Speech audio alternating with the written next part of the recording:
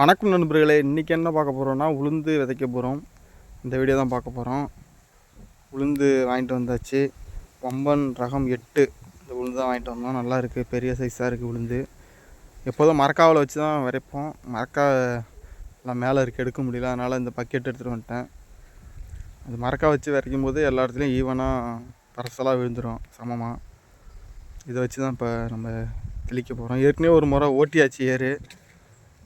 இப்போ விதைச்சிட்டு மேலே ரொட்டேட்டர் விட்டு ஓட்ட போகிறோம். ரொட்டேட்டர் விட்டு ஓட்டும்போது மண் சமமாகிடும், நிலம் சமமாக இருக்கும். நம்ம தண்ணி எதுவும் விடணுன்னா கூட விட்டுக்கலாம். மழை பெஞ்சால் தண்ணி ஈக்குவலாக போயிடும். முன்னாடி ஓட்டியும் பாதி பில்லு சாகலை, கொஞ்சம் பில்லு இருக்க தான் செய்யுது. நம்ம முந்திரியில் தான் விதைக்கிறோம். முந்திரிக்கு கேப்பு அங்கங்கே கேப்பு இருக்குது, அந்த இடத்துல தான் விதைக்கிறோம். காலையிலே வந்தாச்சு. கொஞ்சம் மழை பெய்கிற மாதிரி இருக்குது. விதைச்சி ஓட்டிட்டோம்னா மழை பெய்யும் போது முளைச்சிரும்.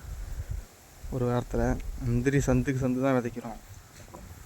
முந்திரி இப்போ காய்க்காது, அதனால் விதைக்கிறோம். உளுந்து ஒரு நல்ல பயிர் தான். உளுந்துக்கு எப்பயுமே மார்க்கெட்டு குறையிறதில்ல. ஒரு லாபம் தரக்கூடிய பயிர்னால் அது உளுந்து தான். உளுந்தில் காசு போட்டும் விழுந்ததாக சரித்திரமே இல்லைன்னு சொல்லுவாங்க. அந்த மாதிரி இட்லி தோசைலாம் நம்ம எப்போ சாப்பிட்றத நிறுத்துகிறோமோ அது வரைக்கும் உளுந்துக்கு மார்க்கெட்டு குறையவே குறையாது. கண்டிப்பாக உளுந்து பயிர் செய்யுங்க. இது ஒரு 3 மாதத்து பயிர்னு தான் சொல்லுவாங்க. 2.5 மாதம் 3 மாதம் தான். இந்த ஆடி மாதம் விதைச்சா மழை பெய்யும் போது அது விளைஞ்சிரும். நம்ம தண்ணி விட தேவையில்லை, மெயின்டெனன்ஸ் ரொம்ப கம்மி. அது இயற்கையாகவே மழை பெய்யும், அதில் வளர்ந்துடும், நல்லா விளைச்சல் கொடுக்கும். ஒரு 5 நாள்லேயே முளைச்சிரும் உளுந்துலாம். கரெக்டாக 5ஆவது நாள் முளைச்சிரும். நம்ம ஒரு வாரத்துக்கு ஒரு 15 நாளைக்கு ஒரு முறை தண்ணி விட்டால் கூட போதும், புழைச்சிக்கும். ஆமாம், பெரிய செலவு எதுவும் இல்லை. ஒரு முறை மருந்து அடித்தா போதும். பூச்சி விழும்போது ஒரே ஒரு முறை. நான் எப்போதும் ஒரு டைம் தான் அடிப்பேன். பூ வைக்கிற நேரத்தில் அடிப்பேன். எல்லா இடத்துலையுமே கிட்டத்தட்ட விதைச்சாச்சு. டிராக்டரை விட்டு இனிமேல் ஓட்ட வேண்டியதான். காலையில் லேசான மழை பெஞ்சுது. பெருமழை வரத்துக்கு முன்னாடியே விதைச்சிடலான்ட்டு டிராக்டரை கையோடு கூட்டிகிட்டு வந்துட்டோம்.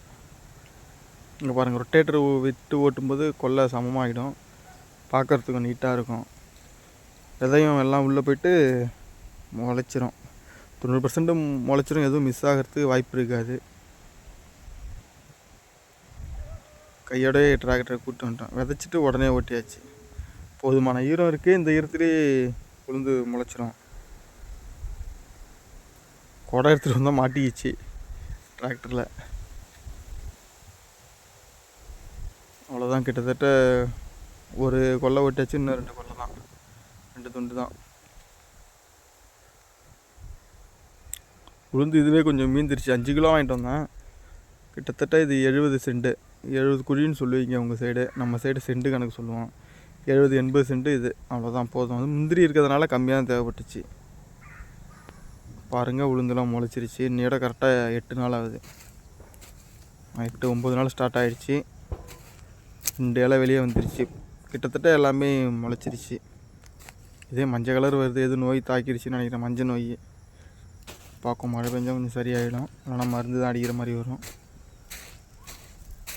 இது ஒரு வாரம் 8 நாள் கிட்ட ஆயிடுச்சு. இது இன்றைக்கி 12 நாள். இன்னையோட 12 நாள் இப்போ எடுக்கிறது.